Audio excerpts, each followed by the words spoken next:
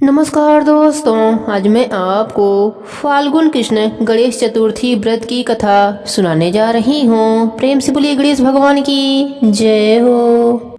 पार्वती जी पूछती हैं कि हे गजानन, फाल्गुन कृष्ण गणेश चतुर्थी की पूजा कैसे करनी चाहिए। इस महीने में किस नाम से पूजन होता है और आहार में क्या ग्रहण करना चाहिए। गणेश जी ने कहा, हे माता, फाल्गुन चतुर्थी को हेरम नाम से गणेश जी की पूजा करनी चाहिए। पूजा का विधान पूर्वोक्त रूप से है। इस दिन खीर में कनेर का फूल मिलाकर गुल बांस की लकड़ी से हवन करना चाहिए। विद्वानों का मत है कि आहार में घी और चीनी लें।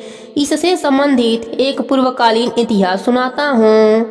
युधिष्ठिर के प्रश्न के उत्तर में जैसा श्री कृष्ण जी ने कहा था उसे मैं सुनाता हूँ। श्री कृष्ण जी ने कहा, प्राचीन काल में युवस्रव नामक एक राजा हुए थे। वे धर्मात्मा, उदार, दाता, देवताओं एवं ब्राह्मणों के पूजक थे। उस राजा के राज्य में विष्णु शर्मा नामक एक तपस्वी ब्राह्मण रहते थे। वे वेद वेत्ता एवं धर्म शास्त्रज्ञ थे। उनके 7 पुत्र हुए जो सभी धन धान से समृद्धि थे, परंतु पारंपरिक कलह के कारण सब अलग होकर रहने लगे।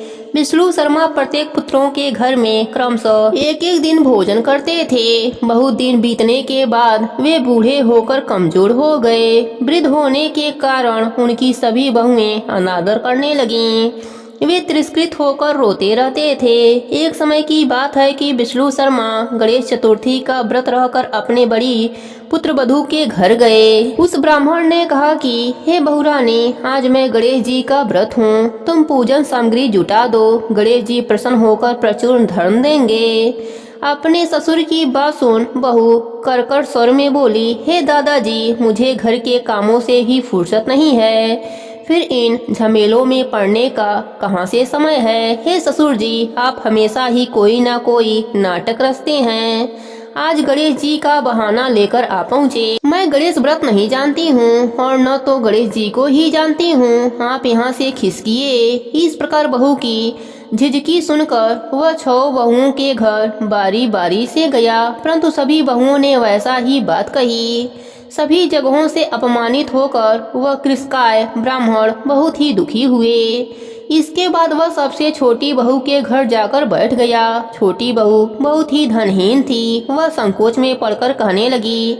ब्राह्मण ने कहा कि हरी बहुरानी, अब मैं कहाँ जाऊँ। 6 बहुओं ने फटकार दिया, तुम्हारे यहाँ तो व्रत सामग्री एकत्रित करने का कोई साधन भी नहीं दिख रहा है।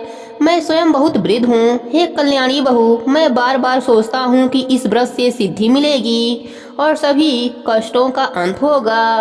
अपने ससुर की बात सुनकर छोटी बहू कहने लगी, हे दादाजी, आप इतने दुखी क्यों हो रहे हैं। आप अपनी इच्छा के अनुसार व्रत कीजिए। मैं भी आपके साथ संकट नाशन व्रत को करूंगी। इससे हमारे दुखों का निवारण होगा। इतना कहकर छोटी बहू घर से बाहर जाकर भिक्षा मांग लाई। अपने और ससुर के लिए अलग अलग लड्डू बनाया। चंदन, फूल, अक्षत, फल, धूप, दीप, नैवेद्य और तांबूल उसने अलग अलग करके ससुर के साथ पूजन किया। पूजन करने के पश्चात उसने ससुर को सम्मान पूर्वक भोजन कराया। भोजन के अभाव में स्वयं कुछ भी न खाकर निराहार ही रही। हे देवी, अर्धरात्रि के बाद उसके ससुर विष्णु शर्मा को कै दस्त होने लगे, जिससे उसके दोनों पैर पर छींटे पड़ गए। उसने ससुर के पैर धुलाकर शरीर पोंछे। वह शोक करने लगी कि मुझ हतभाग्नि के कारण आपकी ऐसी दशा क्यों हुई। हे दादाजी, रात को अब मैं कहाँ जाऊँ, मुझे आप कोई उपाय बतलाइए। रात भर विलाप करते रहने के कारण अनजान में उसका जागरण भी हो गया और फिर सुबह हुई। छोटी बहू क्या देखती है कि उसके घर में हीरा, मोती और मणियों का ढेर पड़ा है, जिससे घर प्रकाशित हो रहा था। अब उसके ससुर का कै दस्त भी बंद हो चुका था।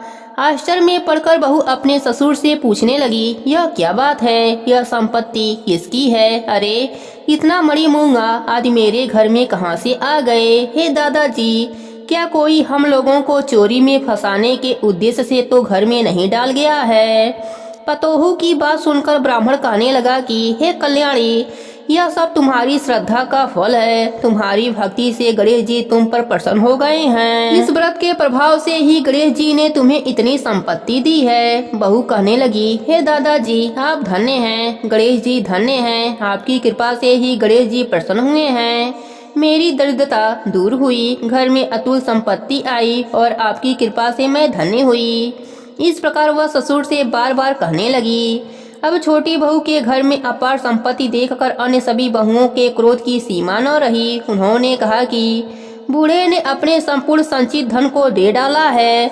बहुओं के पारस्परिक कलह को देखकर विष्णु शर्मा डर कर कहने लगा कि इसमें मेरा कोई दोष नहीं है, केवल इस व्रत के प्रभाव से गणेश जी ने प्रसन्न होकर छोटी बहू को दिया है। गणेश जी ने कुबेर जैसी संपत्ति प्रदान की है। हे बहुओं, मैंने पहले तुम्हारे घर जाकर व्रत अनुष्ठान का अनुरोध किया था, परंतु तुम लोगों ने मुझे दुत्कार दिया। छोटी बहू ने भिक्षा मांगकर पूजन सामग्री जुटाई। इसके करने से गणेश जी ने प्रसन्न होकर संपत्ति प्रदान की है। गणेश जी कहते हैं कि हे गिरिराज कुमारी, उस ब्राह्मण के 6 पुत्र दरिद्र, रोगी और दुखी हो गए। केवल छोटे पुत्र ही इंद्र के समान भाग्यशाली बन बैठा। वे 6 आपस में होड़ करते हुए फाल्गुन कृष्ण गणेश चतुर्थी का व्रत करने लगे। इस व्रत के करने से वे सब भी क्रमशः धनवान बनते गए। इसी प्रकार दूसरे लोग भी जो इस व्रत को करेंगे, उनका घर भी धन्य धन से भरा पूरा होगा। श्री कृष्ण जी कहते हैं कि हे पुरुषोत्तम युधिष्ठिर, गणेश चतुर्थी व्रत के प्रभाव से राज्य की कामना करने वाले को राज्य की प्राप्ति होती है। इसलिए हे राजन, आप भी इस व्रत को शीघ्र ही कीजिए। फलस्वरूप आप कष्टों से छूटकर राज्य का सुख उपयोग करने लगेंगे। श्री कृष्ण जी के मुख से इस कथा को सुनकर युधिष्ठिर बहुत प्रसन्न हुए और व्रत करके गणेश जी की कृपा से अखंड राज्य के अधिकारी हुए। हे गणेश जी महाराज, जैसे आपने छोटी बहू पर कृपा करी, वैसे ही अपने सभी भक्तों पर अपनी कृपा बनाए रखना। कहानी अधूरी हो तो पूरी करना, पूरी हो तो मान रखना। प्रेम से बोलिए गणेश भगवान की जय हो।